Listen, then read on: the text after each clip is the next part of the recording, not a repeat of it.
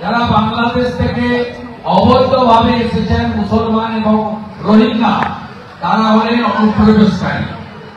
আর যারা ধর্ম বাঁচানোর জন্য, প্রাণ বাঁচানোর জন্য বিভীষিকাময় দেশ বিভাজনকে সামনে রেখে 47-এ, 71-এ এবং 5ই আগস্ট 2024-এর পরে এসেছেন, তারা আমাদের কাছে, ভারত মাতার কাছে শরণার্থী।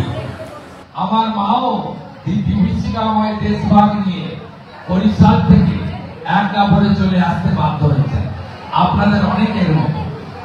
স্বাভাবিকভাবে আমি শুধু একটা কথাই অনুরোধ করব আপনাদের, যশস্বী প্রধানমন্ত্রী নরেন্দ্র মোদী, স্বরাষ্ট্রমন্ত্রী অমিত শাহজি, আপনাদের সকলের দাবি মেনে সিটিজেনশিপ অ্যামেন্ডমেন্ট অ্যাক্ট এনেছেন, সিএএ।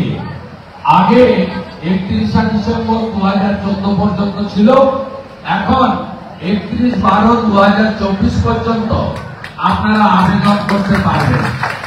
আমি সকলকে অনুরোধ করব, দুর্গাপুজো এবং কোজাগরী লক্ষ্মী পুজো মিটে গেলে 7ই অক্টোবর থেকে আপনারা সবাই সিএএ তে আবেদন করবেন, যাতে যে স্পেশাল ইনসেন্টিভ, আমাদের ইন্টেনসিভ রিভিশন হচ্ছে ভোটার তালিকা এসআইআর, সেখানে আপনার নামটা যেন ঠিকঠাক থাকে।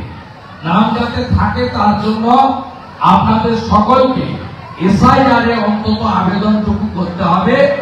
এবং 7ই অক্টোবর থেকে রাজনৈতিক, অরাজনৈতিক, উদ্বাস্তু কল্যাণ সমিতি, বিচার পরিবার, সামাজিক সংগঠন, ধর্মীয় সংগঠন সবাই মিলে আমরা ক্যাম্প লাগাচ্ছি অক্টোবর নভেম্বর মাস জুড়ে।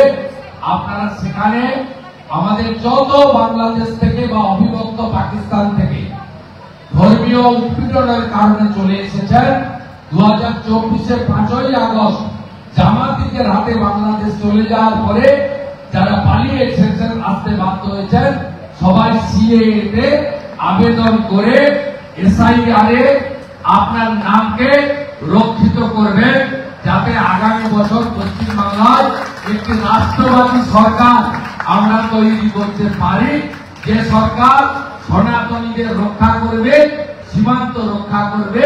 ডক্টর শ্যামাপ্রসাদ মুখার্জির হিন্দুদের হোমল্যান্ড বাংলাকে আরো শক্তিশালী করবে, সুরক্ষিত করবে। সবাই ভালো থাকবেন। দুর্গা মাতা কি, দুর্গা মাতা কি, দুর্গা মাতা কি, ভারত মাতা কি, বন্দে স্বামী বিবেকানন্দ লহ প্রণাম। আজকের আয়োজকদের উদ্দেশ্যে স্বামীজির বক্তব্য তুলে ধরতে চাই অতি সংক্ষেপে। স্বামীজি বলতেন, যত্র জীব তত্র শিব। তিনি বলতেন, শিব জ্ঞানে জীব পূজা। আপনাদের পূজা করা মানে ভগবানকে পূজা করা।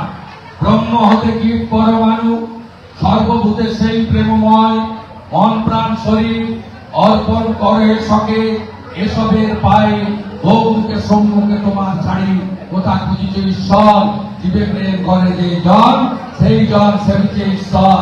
আপনারা সাক্ষাৎ ভগবান। আপনাদের প্রণাম করে আমি আমার কথা শেষ করলাম।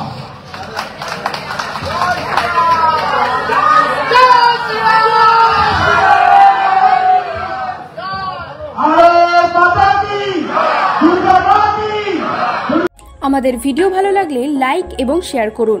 কমেন্ট সেকশনে গিয়ে জানান আপনাদের মতামত। আরও ভিডিও পেতে আমাদের চ্যানেল সাবস্ক্রাইব করুন এবং প্রতি মুহূর্তে খবরের আপডেট পেতে প্রেস করুন বেল আইকন।